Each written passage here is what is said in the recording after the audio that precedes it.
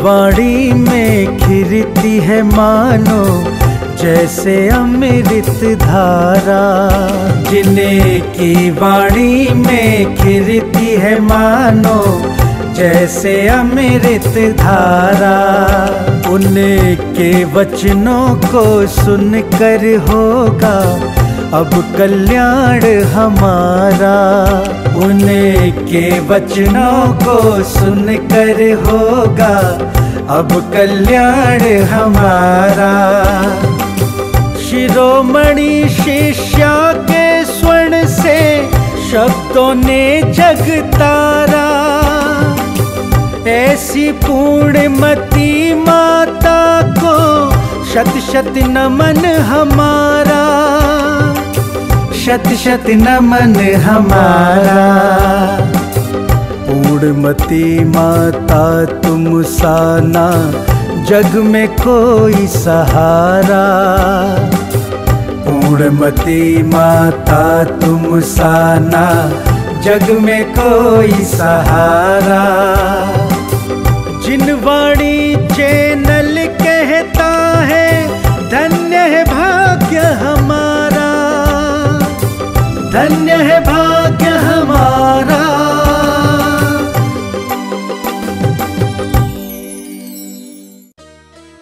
इस कार्यक्रम के पुण्यार्जक हैं सेठी छाबड़ा परिवार निवासी गुवाहाटी एवं कोलकाता, स्वर्गीय श्री कंवरी लाल जी सेठी एवं स्वर्गीय श्री सुमेरमल जी छाबड़ा की पुण्य स्मृति में श्रीमती रतनमणि देवी सेठी, श्रीमती इंदिरा देवी छाबड़ा, श्रीमती प्रीति, श्री सुरेंद्र जैन सलोनी, श्रीमती रिया, श्री सिद्धांत जैन, श्रीमती मोनिका, श्री अजीत जैन, आयुषी, अर्नव, श्रीमती रितिका, श्री विनीत जैन, विवान, देवर्ष, पुत्री एवं दामाद श्रीमती ऋतु, श्री सुधीर चूड़ीवाल, दोहित्र, ऋषित, हार्दिक, इंदिरा लॉजेस, वेयर हाउसिंग और logistic park Guwahati, computer vision work, विवरण घर Guwahati, Navkar www.navkargroup.in, aluminium framework प्रणाली, कॉलम बॉक्स, शटरिंग खिड़की प्रणाली और वास्तु उत्पादों के निर्माता कोलकाता।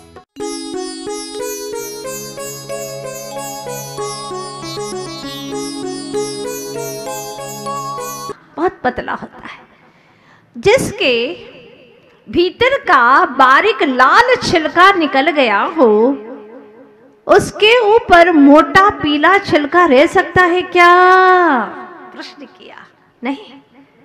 जिसके भीतर भी राग द्वेष खत्म हो गए हो, भाव मुनि बन गया हो, उसके बाहर में ये परिग्रह तो रह ही नहीं सकता,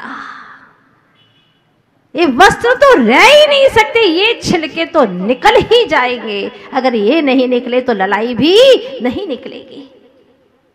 ये उदाहरण दिया। पढ़ो आचार्य भगवंतों की टीकाओं को और समझने का प्रयास करो। अगर इतना सीधा सरल होता कि चर्चाओं में ही मोक्ष मिल जाता तो अभी तक कब का मिल गया होता। क्या लिखते हैं कुंद कुंद स्वामी समय सार ग्रंथ राज में? परमाणु मित्ययम्प्यो रागादीणम तो विज्जते जस नवी सो जान दी अप्पाणयम तो सव्वा गम धरोवी। क्या बात कहते हैं।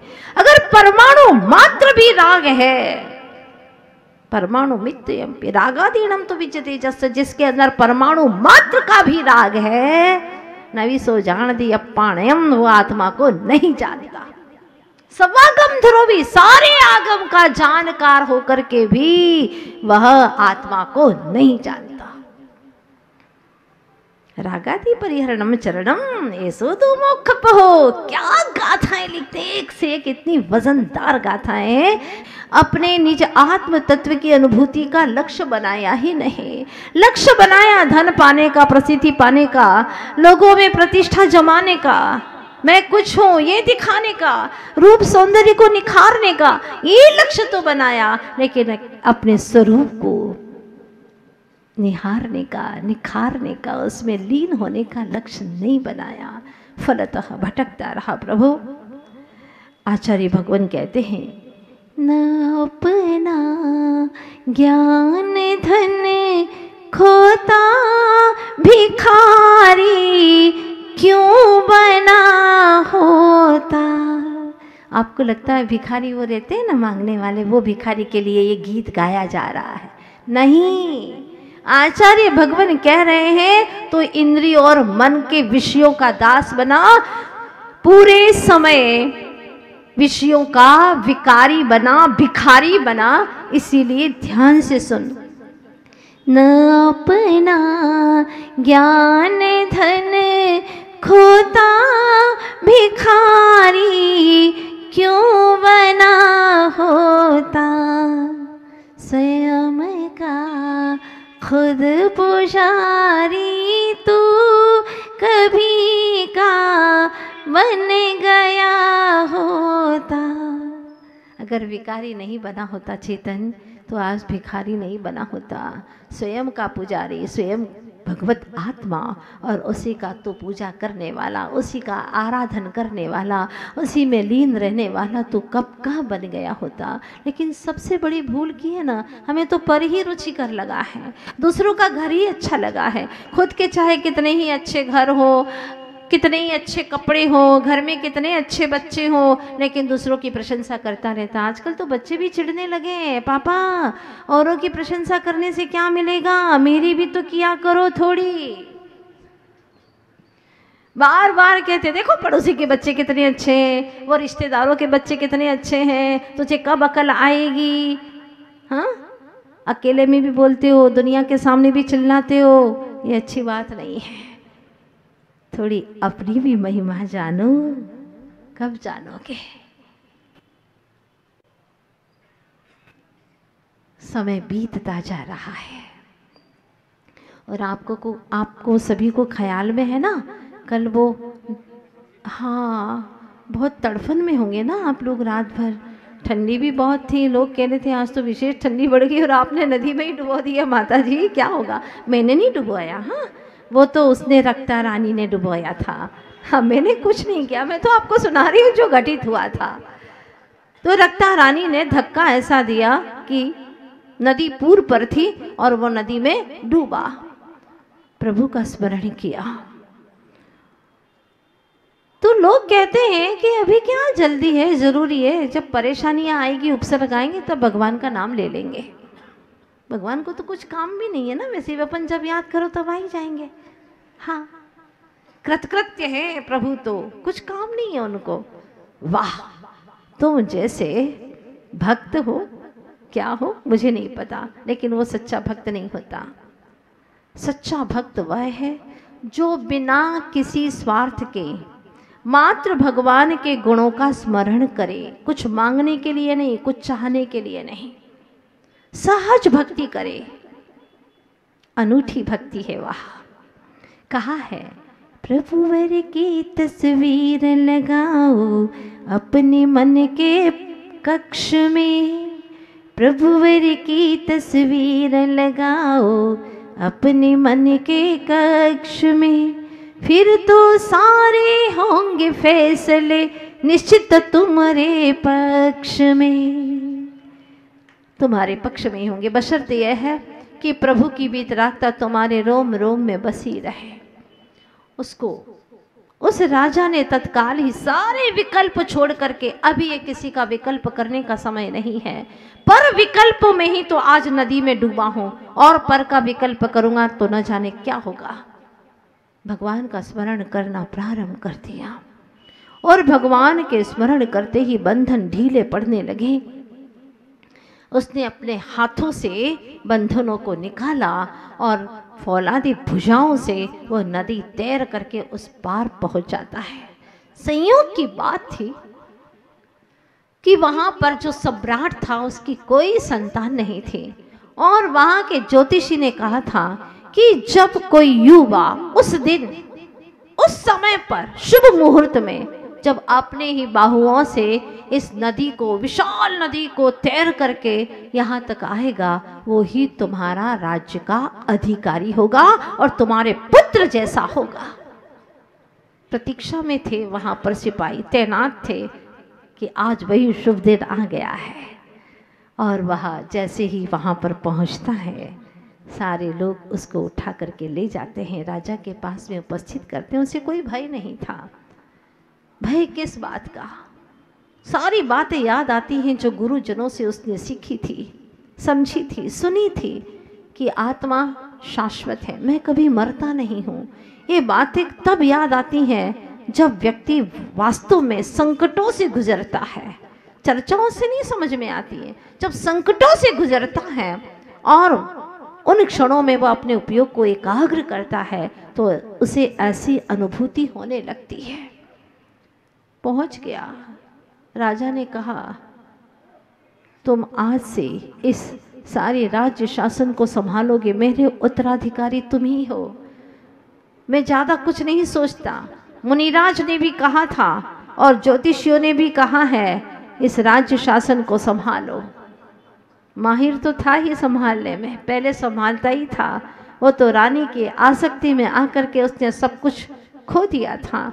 अब वह राज्य शासन की बागडोर को संभालता है और बहुत अच्छे से विवेक के साथ में उस राज्य शासन को बहुत उन्नत करता है। चारों तरफ राजा की कीर्ति फैलने लगी। राजा बहुत प्रसन्न था, अपने गोद के इस पुत्र से बहुत प्रसन्न था। दिन गुजरने लगे।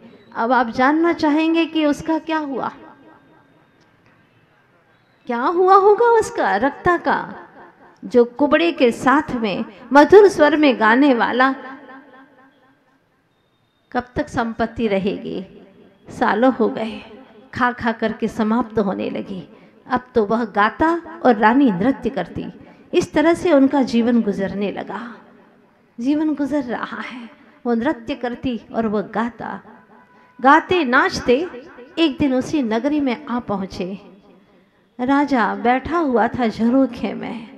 जैसे ही उसने वो दृश्य देखा, भीतर में ऐसा परिवर्तन हुआ कि धिक्कार हो इस सारे राज्य वैभव को, ये रूप को, ये धन दौलत को, ये जड़ता को, जिसके पीछे मैंने इतना समय खो दिया।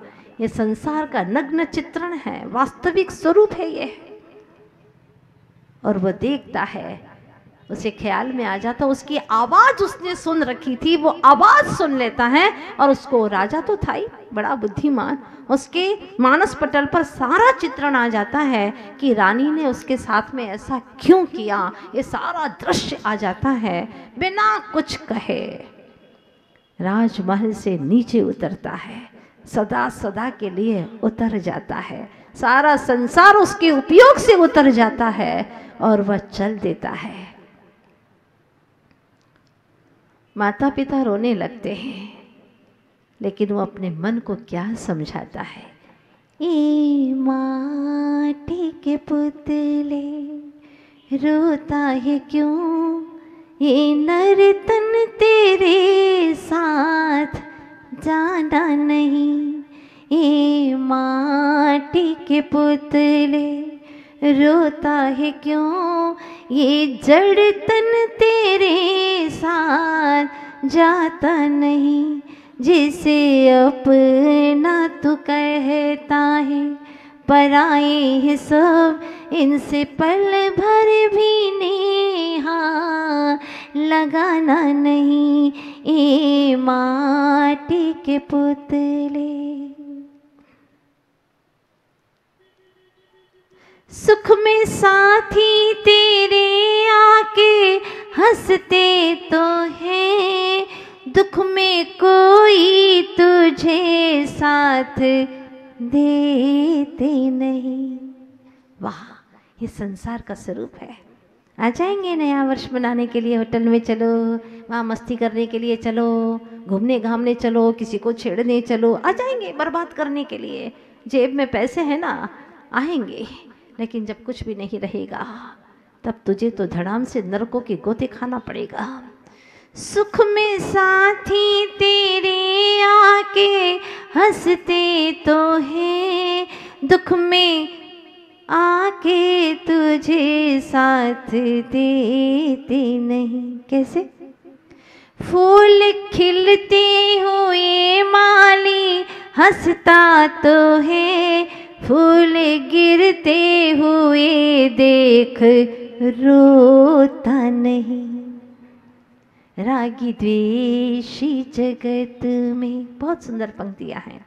रागी द्वेषी जगत में बनाते सभी वीतरागी कोई भी बनाता नहीं, ए माटी के पुतले। क्या चित्रण किया है। रागी द्वेषी तो सब बनाते हैं, लेकिन वीतरागी कोई बनाता नहीं है। इसलिए रे चेतन, अब पीछे मुड़ करके मत देख, और बाहर चल दिए भवन से वन की ओर। रति देव राजा, आज उन्होंने संसार के प्रति रति का त्याग कर दिया और रति के मार्ग पर चल पड़े। धन्य है, ये छोटी सी कहानी आज 3 दिन में पूर्ण हुई है। आप भी अपनी जीवन की कहानी को पूर्ण कर सकें। कोई आचार्य गुरुवर विद्यासागर जी महाराज जैसे संत आपके जीवन के निर्देशक मिल जाएं आपको, और आपको सतपथ बतला दे, और आप भी मुक्ति मार्ग पर प्रयाण कर सकें। भव्य जीवों, इस बात को मैं यहीं पर विराम देती हूँ। बहुत भक्ति भाव से आप सभी ने इस जाड़े के दिनों में भी प्रातः काल आकर के भगवान की भक्ति इतने मन से की है कि समय तो गुजर जाएगा, लेकिन बहुत वर्षों तक आपको इसकी याद हमेशा बनी रहेगी कि कितनी विशुद्धि से हमने वो विधान किया था। हमारे आचार्य भगवंतों ने हमारे भावों की विशुद्धि के लिए तीर्थ स्थान, तीर्थ वंदना, शास्त्राभ्यास आदि आदि अनेक आयाम बताए हैं। इसमें तीर्थ वंदना भी ये शाश्वत तीर्थ धाम सम्मित शिखर, जिसको पूर्व में ही कुछ वर्षों से पर्यटन स्थल घोषित कर दिया गया था, लिखित में हो गया था। और अगर पर्यटन स्थल हो गया तो वहाँ पर सब घूमने आएंगे, सब खाएंगे पिएंगे, तो तुम्हारे धीरे धीरे वहाँ पर वंदना भी निषिद्ध हो जाएगी, जो हमारा शाश्वत तीर्थ धाम है। इसलिए आज इस मंच से कहना चाहती हूँ, सब भाग सब दूरियां समाप्त करके सारे जैन एक है, सारे जैन एक है। इस भावनाओं के साथ में 11 तारीख को ठीक 8:45 बजे से ऋषिनगर से रैली आप लोगों की शुरू हो जाएगी, और इस रैली के अंदर आप सभी लोग सम्मिलित होंगे। जितने भी श्रद्धालु जन हैं तीर्थ वंदना के, तीर्थ क्षेत्रों के, वह सभी उसमें उपस्थित रहेंगे। धीरे धीरे ही सही, जिसके पैरों में दम नहीं है वो भी चलेंगे, और फिर इसके बाद में आप लोग ज्ञापन देंगे पूरे भावों के साथ में, इस विश्वास के साथ में कि यह पर्यटन स्थल घोषित नहीं हो सकता, नहीं हो सकता। यह हमारा तीर्थ स्थल है, इस पर हमारा पूर्ण अधिकार है, और यह पवित्र बना रहे। इसी भावनाओं के साथ में सभी लोग 11 तारीख को पूरी भावनाओं के साथ में रैली में शामिल होंगे, और इसी तरह से शुभ भावनाओं को बढ़ाते बढ़ाते करते करते एक दिन शुद्धता में, परिपक्वता में आप लोग निमग्न हो जाएं और अपने मोक्ष महल की ओर प्रयाण करें। इन्हीं शुभकामनाओं के साथ में बोलिए 24 तीर्थंकर भगवान की, पार्श्वनाथ महामंडल विधाने की, आशीर्वाद प्रदाता आचार्य गुरुवर श्री विद्यासागर जी महाराज की।